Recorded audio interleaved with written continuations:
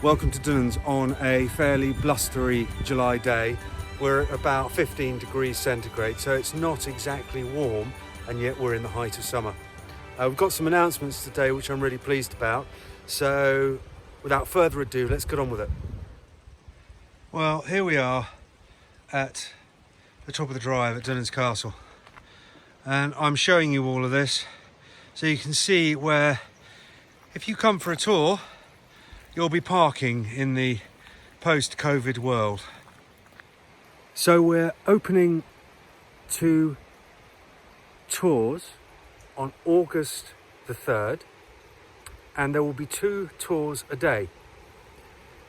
Each tour will consist of one party only, and that party must be wearing face masks. Gordon will take you down from this area here at the top of the drive where you'll park, and you'll have an hour learning about the history and the project. We're doing it like this both to protect Gordon and to protect yourselves, and to ensure that Dunans as a site is not overwhelmed, because of course we also have members of staff on site who we wish to protect. You can book this at dunanscastle.events, and we're really looking forward to seeing you. As many lairds and ladies will know, the approach to Dunans is over the A-listed Dunans Bridge, which has a 7.5 tonne weight limit on it. And as many of you will also know, we have a annual programme of volunteering. Of course, that's had to be cancelled because of COVID, and all of our volunteers will be back next year, both in May and in September, to help us restore this fabulous bridge. Now, if you'd like to join us for the volunteer programme, then we do that through Adventures in Preservation in the USA, and the 2 weeks there are May and September. We also have a programme which we're hoping to launch next year with Historic Environment Scotland and also SPAB, I forget what the initials stand for, which will be weekends either side of our American volunteers. So there's going to be lots of opportunities to volunteer next year. There'll be a lot of scaffolding, and it should be a lot of fun, with a definite emphasis on barbecues and refreshments in the evening and entertainment. As the jammers from AIP will tell you from any year previously, the extracurricular activities are great fun too. So this major arch is year after next for the restoration of the bridge, having had a very successful repointing of this arch last year. The idea is for May and September 2021, we'll be looking at the other side of the bridge, which you can just about see here, beyond that brown moss. To get there is going to be quite difficult.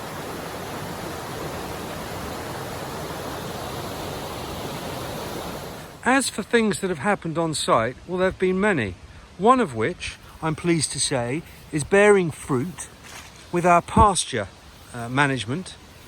And we found over 32 butterfly orchids in the grounds this year. These are locally very rare, and we're just so pleased to see so many of them. So, as I was saying earlier, it's July, it's 14 or 15 degrees centigrade, and it's tipping down.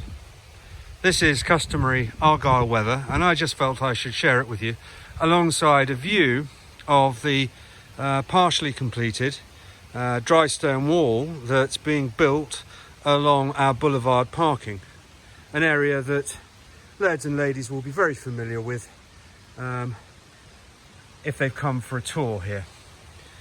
You'll never guess who the stonemason is, though. well, you might do if you've seen a couple of Facebook posts on the Dunans Castle Facebook page. It's my wife, Sadie. She's doing a fantastic job. Now here's a question for everyone. What should we use the small turret for? We could either use it for storage, obviously, or for something more interesting. Perhaps a writer's snug. So visiting folk can come in and write the novel that they've always wanted to in this wonderful creative space. At the moment, we've got swallows and bats in the belfry. It's just gorgeous. If you can think of something that would fit in our little turret there, let us know. Be very, very interested in your ideas. Now, alongside the bridge, next year our volunteers will also be working on the Great Tower. So I thought I'd just remind everyone what the Great Tower looked like. It's going to be a super 2-week project to repair the interior walls, perhaps recover some of the windows that we see there, and maybe even get to the very top where we'll take off that vegetation which has grown out this summer, but also cap off the walls and make sure that lintel above me right now is properly supported. Of course, working in the castle will require safe access, and we'll be putting that in place at the beginning of next year, COVID-19 and the lockdown allowing. Another less welcome development has been with regard to the tallest tree, or what was the tallest tree.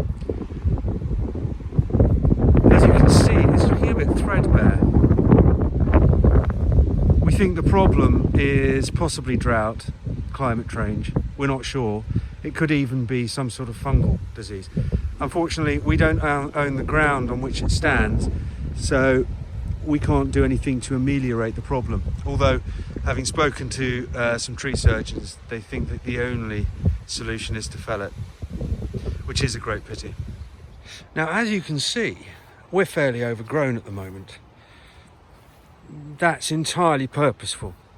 As I indicated earlier, we manage for biodiversity and for rare meadow flowers, including orchids. But I'm leading you down this path because I want to show you the latest addition to our portfolio of places to stay. As you'll remember, we've had bell tents on site for a couple of years.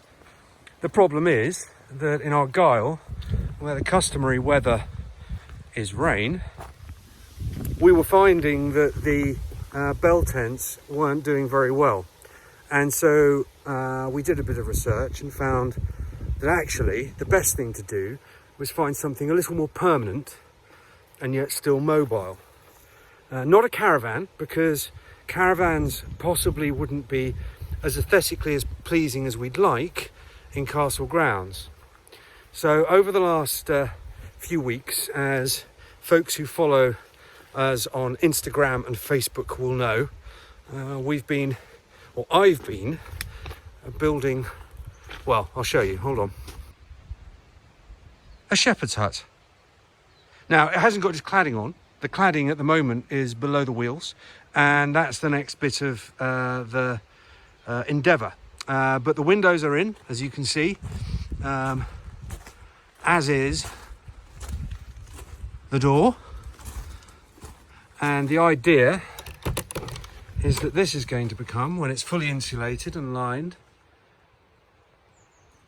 a place for folks to come and stay. So not only will you enjoy views of the grounds from your window, isn't that gorgeous? You will also, through the double doors, have exquisite views of the castle. How about that? So I know that there are those of you who will say, well, what has a shepherd's hut in the grounds of Dunans Castle got to do with the restoration of the castle? Well, it's twofold. The first is to get all our lads and ladies used to the idea of coming to stay here, because of course when the castle is restored, you'll all be able to come and stay in the castle. And the second thing is that everything we do in terms of creating sustainability and income helps us to restore the castle.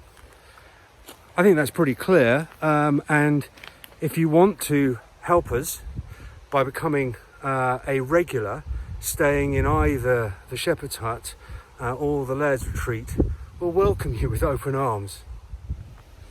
Now, as the Laird's Retreat recedes from behind me and I walk up to one of the really fun projects that we did during the coronavirus lockdown, I just wanted to say two things. The first is how grateful Gordon has been to everyone for all the support he has had during lockdown, because of course the tours are his only income, and the contributions from the lairds and ladies have kept him, well, fit and healthy, insofar as one can be fit and healthy staying at home and eating too much porridge, apparently. No, he's very well and very, very thankful, so thank you, everybody. And the second thing I wanted to say was that as far as lockdown has dented our project timeline, it's simply put everything back.